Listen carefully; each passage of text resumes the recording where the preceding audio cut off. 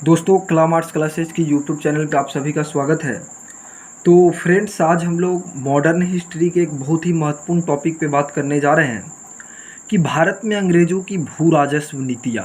कि जब भारत में अंग्रेज अपना शासन स्थापित करते हैं तो यहाँ से कर वसूलने के लिए वो अलग अलग नीति लाते हैं। जैसे आप लोग सुने होंगे अस्थाई बंदोबस्त, रैयतवाड़ी बंदोबस्त या महालवाड़ी बंदोबस्त। तो दोस्तों, ये जो मैं वीडियो बनाता हूँ ये ख़ास तौर पे स्टेट पीसीएस, आईएएस या अदर एग्ज़ामिनेशन के लिए ये वीडियो बहुत ही महत्वपूर्ण है। अगर कोई भी एग्ज़ाम जिसमें आपका मॉडर्न हिस्ट्री पूछा जाता है वहाँ से आपको ये वीडियो काफ़ी ज़्यादा मदद करेगी, काफ़ी हेल्पफुल साबित होंगी। तो चलिए मैं चर्चा करूँगा अब इस वीडियोज़ पे, है ना। और फ्रेंड्स, मैं आपको बता दूं कि आज ये जो मॉडर्न हिस्ट्री का जो सीरीज जो स्टार्ट हो रहा है, आप देखिए कि मैं एक एक तौर पे समझाता हूँ, आपको समझ में आएगी। पहला है कि भारत में अंग्रेजों की भू राजस्व नीतियाँ। तो देखिए, 1765 में इलाहाबाद की संधि द्वारा ईस्ट इंडिया कंपनी ने बंगाल पे, बिहार और उड़ीसा इस सब का दीवानी प्राप्त कर लिया। आप जानते हैं कि 1764 में बक्सर का युद्ध हुआ और 1765 में इलाहाबाद की संधि हुई, और इलाहाबाद की संधि द्वारा ईस्ट इंडिया कंपनी को 1765 में बंगाल, बिहार और उड़ीसा ये तीनों का दीवानी प्राप्त हो गया, यानी कि तीनों जगह से उसको कर वसूलने का अधिकार प्राप्त हो गया। 1772 में वारेन हेस्टिंग्स ने एक नई भू राजस्व पद्धति लागू किया जिसे इजारेदारी प्रथा के नाम से जाना जाता है। यानी कि 1772 में जो वारेन हेस्टिंग्स था उसने मतलब एक नया भू राजस्व पद्धति लागू किया जिसे इजारेदारी प्रथा के नाम से जाना जाता है। और इस पद्धति को अपनाने का मुख्य उद्देश्य अधिक भू राजस्व वसूल करना था। जो इजारेदारी प्रथा जो लागू किया गया था इसका एक ही मकसद था कि अधिक से अधिक भू राजस्व यानी कि भूमि कर वसूल करना। इसमें पंचवर्षीय ठेके की व्यवस्था किया गया। इसमें 5 वर्षों के लिए लोगों को क्या दिया गया, ठेका दिया गया। और सबसे अधिक बोली लगाने वालों को भूमि ठेके पर दी जाती थी। मतलब सबसे अधिक बोली लगाने वाले को भूमि क्या दिया गया, ठेका पर दिया गया। तो सबसे अधिक बोली लगाने वाले को भूमि ठेका पर दिया गया। और आप ये देखिएगा कि इजारेदारी प्रथा मुख्यतः बंगाल में लागू किया गया। ये इजारेदारी प्रथा जो है जो मुख्यतः कहाँ लागू किया गया, बंगाल में लागू किया गया था ये इजारेदारी प्रथा। तो आप ये देखिएगा। फिर आप देखिए कि जमींदारी या अस्थाई बंदोबस्त, यानी कि इसके बाद 3 बंदोबस्त आता है, एक अस्थाई बंदोबस्त, एक रैयतवाड़ी बंदोबस्त, एक महलवाड़ी बंदोबस्त। तो जमींदारी या जो अस्थाई बंदोबस्त को बंगाल में, बिहार में, उड़ीसा में, उत्तर प्रदेश के बनारस तथा कर्नाटक के उत्तरी भागों में लागू किया गया। यानी कि जो अस्थाई बंदोबस्त था जिसे हम लोग जमींदारी बंदोबस्त कहते हैं, इसी को इस्तमरारी बंदोबस्त कहते हैं, ये बंगाल में सबसे पहले अस्थाई बंदोबस्त बंगाल में आया। बंगाल में, बिहार में, उड़ीसा में, उत्तर प्रदेश के बनारस में, कर्नाटक के उत्तरी भागों में लागू किया गया। दूसरा आपको रैयतवाड़ी बंदोबस्त या रैयतवाड़ी पद्धति है। यह आपको मद्रास में, बम्बई में और असम में, यानी कि रैयतवाड़ी बंदोबस्त मद्रास, बम्बई, असम के कुछ भागों में लागू किया गया। तीसरा आया था महलवाड़ी बंदोबस्त। ये महलवाड़ी बंदोबस्त आपको मध्य प्रांत पर से यूपी, उत्तर प्रदेश के कुछ भाग और पंजाब में लागू किया गया था ये महलवाड़ी बंदोबस्त। तो मुख्य रूप से अंग्रेजों ने भारत में 3 प्रकार की भू राजस्व नीतियाँ अपनाई। अंग्रेजों ने भारत में 3 प्रकार की भू राजस्व नीतियाँ अपनाई। एक सबसे पहला आपको अस्थाई या जमींदारी बंदोबस्त या अस्थाई बंदोबस्त कहिए। दूसरा बंदोबस्त आपको रैयतवाड़ी बंदोबस्त और तीसरा बंदोबस्त था महलवाड़ी बंदोबस्त। तो दोस्तों, आज जो हम लोग डिटेल्स में पढ़ेंगे वह हम लोग पढ़ेंगे अस्थाई बंदोबस्त के बारे में। किसके बारे में, अस्थाई बंदोबस्त। तो अस्थाई बंदोबस्त जो आप पढ़िएगा, आप जानते हैं कि अस्थाई बंदोबस्त को ही क्या बोलते हैं, जमींदारी या इस्तमरारी बंदोबस्त। अस्थाई बंदोबस्त कहिए या इसी को जमींदारी बंदोबस्त या इसी को इस्तमरारी बंदोबस्त कहते हैं।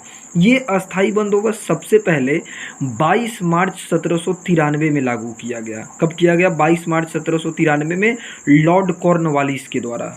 किसके द्वारा लागू किया गया था, लॉर्ड कॉर्नवालिस के द्वारा लागू किया गया। तो अस्थाई बंदोबस्त सबसे पहले 22 मार्च 1793 में लॉर्ड कॉर्नवालिस के द्वारा अस्थाई बंदोबस्त 22 मार्च 1793 में लागू किया गया। क्या, अस्थाई बंदोबस्त। अब देखिएगा तो यह जो बंदोबस्त है ये बंगाल में, बिहार में, उड़ीसा में, उत्तर प्रदेश के बनारस में, यानी कि अस्थायी बंदोबस्त आपको बंगाल में लागू हुआ, बिहार में लागू हुआ था, उड़ीसा में, उत्तर प्रदेश के बनारस में और उत्तरी कर्नाटक में ये बंदोबस्त लागू किया गया।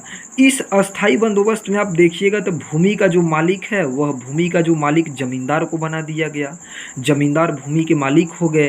तो भूमि का स्वामी जमींदारों को बनाया गया, अर्थात भूमि का मालिक जमींदार को बना दिया गया और भूमि पर जमींदारों का पैतृक अधिकार हो गया हस्तांतरित, यानी कि जैसे मान लीजिए यह अस्थाई बंदोबस्त में भूमि का जो मालिक था वह जमींदार बन गया, भूमि पर उनका अधिकार पैतृक और हस्तांतरित हो गया, यानी कि उसे भूमि से तब तक अलग नहीं किया जा सकता था जब तक वह निश्चित लगान सरकार को देते रहता था। जब वह सरकार को लगान देने की स्थिति में नहीं था तब जमींदारों से क्या किया जाता था, उसका जमींदारी छीन लिया जाता था।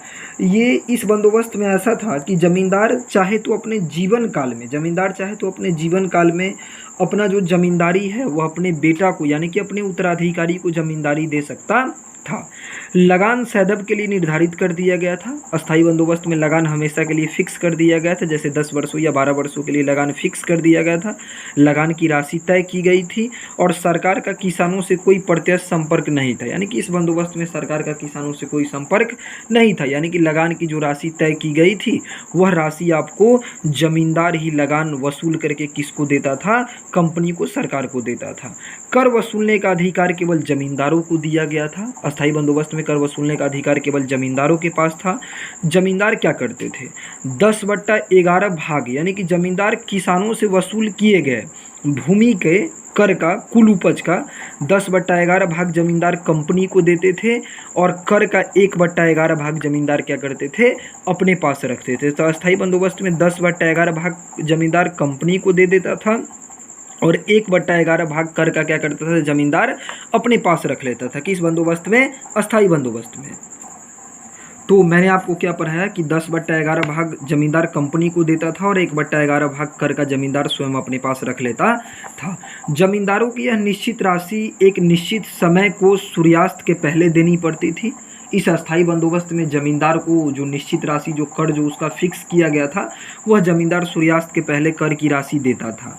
और अगर जमींदार कर देने में अगर असमर्थ था, जमींदार कर चुकाने में असमर्थ था, तो उसकी ज़मीन नीलाम कर दिया जाता था। जमींदार की ज़मीन क्या करता था, नीलाम कर दिया जाता था।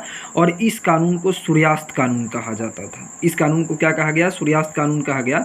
और मैं आपको बता दूं कि इस व्यवस्था के तहत ब्रिटिश भारत की, यानी कि जो अंग्रेज़ों का जो क्षेत्र था जिस भूभाग पे, उसके कुल क्षेत्र का 19% भाग शामिल थे, यानी कि 19% भाग पे यह अस्थाई बंदोबस्त क्या किया गया था, लागू किया गया था।